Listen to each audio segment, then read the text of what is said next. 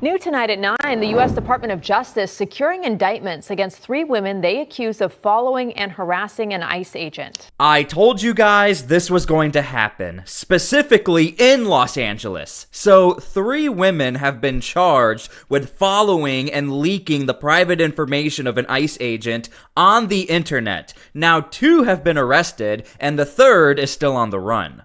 And so in Los Angeles, we have a rapid response network where everybody is alerted. If you see masked men getting out of unmarked cars, let everybody in the area know. And that's exactly what these 3 people did. They alerted all of their friends and social media followers on a live stream where this ICE agent was operating and where he lived. Now, before we start the video, make sure to please like the video. It's the #1 way you guys are helping this channel, but it also helps others see the videos as well. And by sharing the video, people will definitely see what's going on in Los Angeles, and people need to see what's going on in Los Angeles. The assaults on ICE officers are high. The doxing of ICE officers are at an all-time high. And people always complain, some of you here say, why are they wearing masks? Because they're trying to protect themselves and their families. They got a dangerous job to do, and they're being doxed every day across this country. Okay, before we dig into this case, I want to clear something up. For the longest time ever, Tom Homan has been calling out lawmakers and everyday citizens. If you post stuff on the internet, if you leak information about ICE agents, you're going to get in trouble, you're going to get arrested. However, nothing has really been happening. Even in my own comment section, I see it all the time. Why is nobody getting arrested? Why is nobody being held accountable? Well, now it finally happened, and of all places, it happened in Los Angeles. New tonight at 9, the U.S. Department of Justice securing indictments against 3 women they accuse of following and harassing an ICE agent. Well, it's a case we first told you about earlier in the week. And now, KCAL News assignment editor Mike Rogers has the charging documents. And one of the women the feds are still looking for, Mike? That's right. And by the way, I will show you guys the details of the case straight from the DOJ. Pat and Rudabay, you know, we heard about this earlier in the week right here on KCAL when our Jeff Nguyen interviewed the acting U.S. Attorney for the Central District of California, Bill Ashleigh. He had talked to us about agents being doxxed and followed home. And now we are seeing the charging case, the indictment in one of those cases that Mr. Ashleigh was referring to. Now, in Los Angeles, I think contextually speaking, it's a massive deal this is happening in Los Angeles because LA has been called out, specifically the mayor of Los Angeles. I've played that video you guys saw at the very beginning of this video where the mayor of Los Angeles totally admits, yeah, we rely on rapid response teams, these rapid networks that alert everyone where ICE is. Well, how do you alert people? How do you get evidence? You take pictures, you film, you put it on the internet. So I wouldn't be surprised if we start to see some investigations, even with lawmakers involved with these rapid response groups.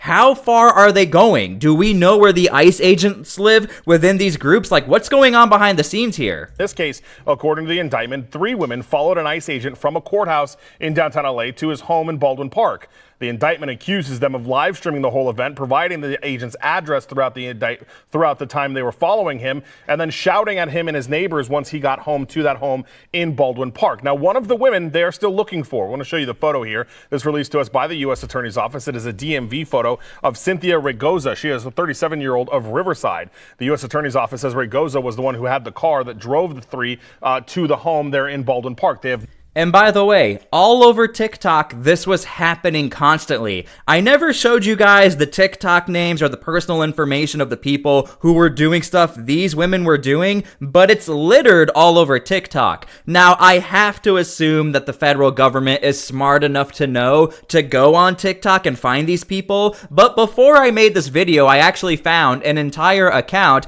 who was doing the exact same thing. Now, not going as far as following the agents to their home addresses, but following the agents in their cars. Even on my own channel, we have found lawmakers who are filming agents while on missions, stopping officers in the area. So this has been happening for a very long time. It's in front of all of our faces, and I'm like you guys. My comment section kept saying, why is nobody getting in trouble? And I agree. Well, now it's finally happening, and now that you have this case right here, the federal government has a foundation to build on top of. Now they actually have have court records that prove this is illegal and it's happening. Not been able to locate her and are currently looking for her.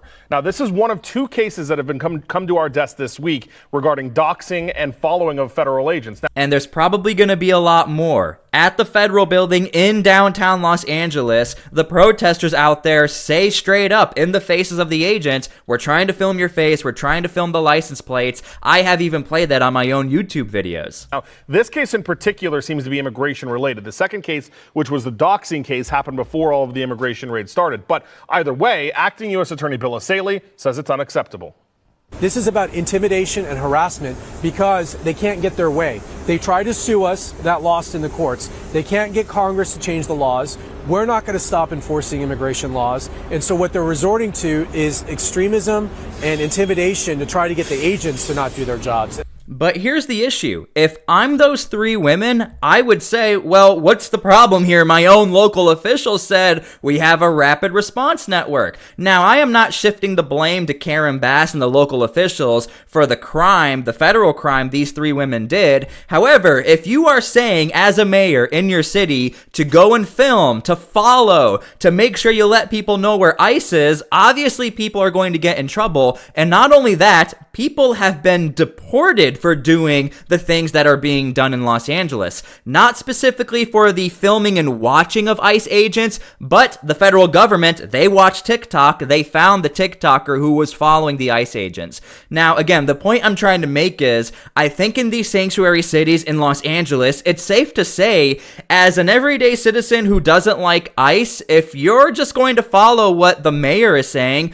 go and take pictures, go and film, people are going to get in trouble if they take it too far. Leave your comments down below how you feel about all of this. And that's not going to happen either. One of the women involved in this case is from Colorado. She is already in federal custody after being accused of assaulting a federal agent. Now, this is a secondary charge to the one that she is already facing. And again, law enforcement is still looking for that 3rd suspect in this case. We'll have more as soon as they give it to us, guys. And as I make this video, they have not found the suspect, by the way. Okay, before we continue, make sure to please subscribe to my channel so I can keep you guys up to date with stories just like this. We have already uncovered lawmakers and everyday individuals who are basically doing this exact same thing. So make sure to please subscribe. Okay, so this is straight from the DOJ. Federal grand jury charges 3 women with following ICE agent home from work and live streaming his home address on Instagram. Now again, one thing I do want to point out is we typically see this more on TikTok where you can get a little more virality, where people can share it, people can like it, and there is a natural algorithm where more and more people will see that on TikTok. We also see mostly on TikTok where like people will harass ICE agents who are sleeping at a hotel. We have played that before on my own YouTube channel. So this is a little different that we're seeing it on Instagram. Typically we see this over on TikTok. When I do my investigations for my videos, I actually use TikTok quite a lot and I follow people who are doing stuff like this and they let us know exactly what they're going to do and where they're going to be, and that's how I'm able to make my videos. Okay, a federal grand jury has returned a 2-count indictment charging 3 women, 2 from Southern California and 1 from Colorado, with following a United States Immigration and Customs Enforcement agent live streaming their pursuit and then posting the victim's home address on Instagram, the Justice Department announced today. Something else we see with these live streams, and I've watched them before, and I would assume that federal agents are watching these streams, and it looks like they are. A lot of times these streamers will do this for money and to get a little fame or notoriety within their groups. Again, I know we live in a weird era where you think like you wouldn't expect people are filming their own crimes, but this happens all the time. There are some pretty prominent accounts on TikTok where you see this, and they have their own donation links within their captions. Now, here's what's also happening. People are reposting, or they have filmed the live stream and they will post it on their social medias, and they are fake accounts trying to get some more traction or get some more donations that way. There's a lot of money to be made from donations and haters of ICE and the federal government. Okay, so like we said before, these are the three women. Two of them have been arrested. One of them is still on the run. Brown and Samane have been arrested on federal criminal complaints. Brown, who also is charged in a separate case with assault on a federal officer, is in federal custody without bond. Now, I do want to say this. It is actually very difficult to get arrested for assault on a federal officer, especially if you are a protester. We see it time and time again in my videos. I see you guys all the times in my comment sections. Why are they not getting arrested for assault or obstruction?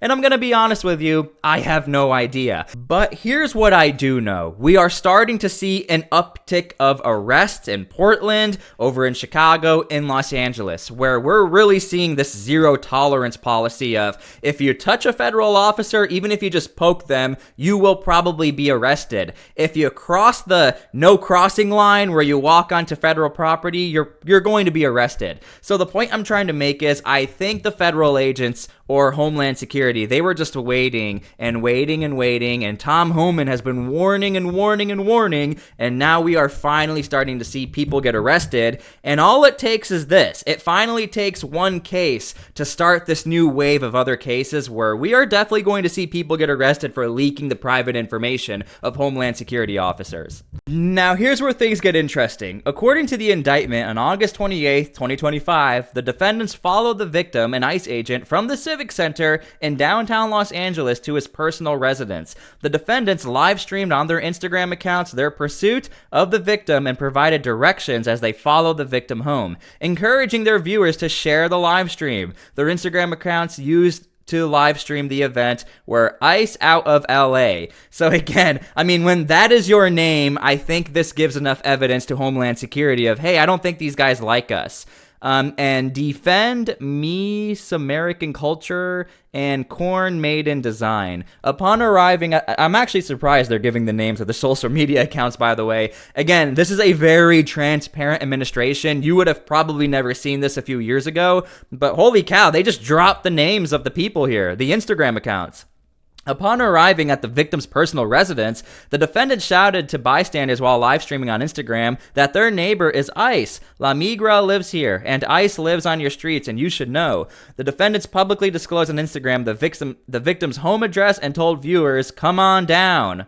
It's all about intent. This is why I'm a little careful to fully condemn when you see somebody give the location of ICE, as in like they take a picture of them and they just so happen to be in the area. ICE is actually very tolerant of that. If you're an everyday citizen and you see like 30 cop cars show up, ICE knows you're gonna take a picture, you're gonna put it on Snapchat, you're gonna put it on Instagram. However, this is different. These are live streamers who are filming the ICE agent with the intent to leak the private information on an account that's called ICE out of LA. It's literally called ICE out of LA, and they're telling people, hey, this guy is an ICE agent, and they're also saying this is where he lives with the exact directions to get to his house from the courtroom or the courthouse. And by the way, there are a lot of protesters in the downtown Los Angeles area who do clash with federal agents, and by the way, I will give a little props to the LA Police Department. They have had to protect the federal government in downtown Los Angeles because people were following ICE agents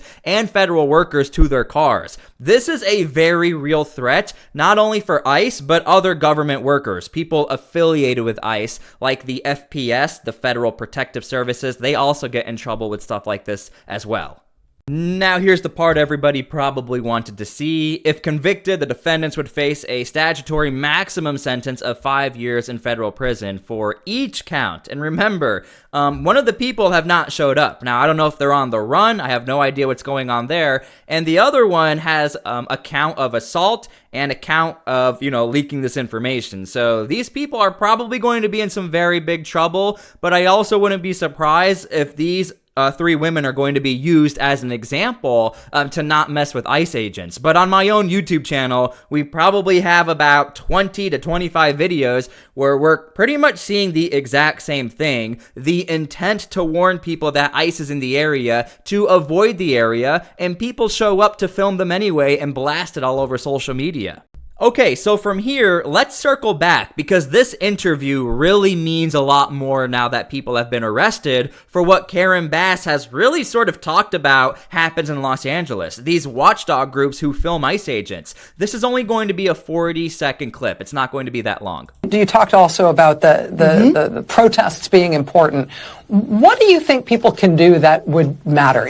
Can local officials establish any sort of limiting factor? What do you think is the most valuable pushback against things like this for people? Pretty much Rachel Maddow is asking, how far can you really go on the lawmaker policies? And now we're seeing they're trying to get ICE to remove their masks, and obviously we know that can't happen. Rachel Maddow also looped in the protesters, like how far can you really go? And this is really a leading question for Karen Bass. You'll see how she answers it because she knows what the question is. How far can you really go to stop ICE? Who object to it?